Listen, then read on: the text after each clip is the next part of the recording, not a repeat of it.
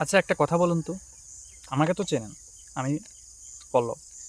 কথা কিন্তু সেটা না। কথা হচ্ছে উম আমরা ছোটবেলায় বিপরীত শব্দ পড়েছিলাম না বইতে? বিপরীত শব্দ? ঠান্ডা, গরম, উঁচু, নিচু, বাইরে, ভিতরে এগুলি পড়েছি না? হ্যাঁ।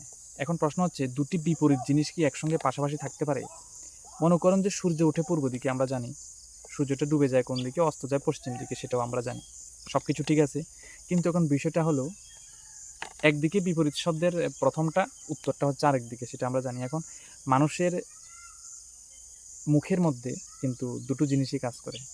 এই মুখের মধ্যে কিন্তু অমৃতও থাকে, বিষও থাকে। হ্যাঁ? মুখের ভাষা দিয়ে, মুখের কথা দিয়ে মানুষকে কিন্তু দুঃখও দেওয়া যায়, মানুষকে কিন্তু আনন্দও দেওয়া যায়। তো আমরা চাইবো সবসময় মানুষকে আনন্দ দেওয়ার জন্য, মানুষকে ভালোবাসার জন্য, সুন্দর ব্যবহার করার জন্য। কারণ আমরা জানি ব্যবহারে কি বংশের পরিচয়।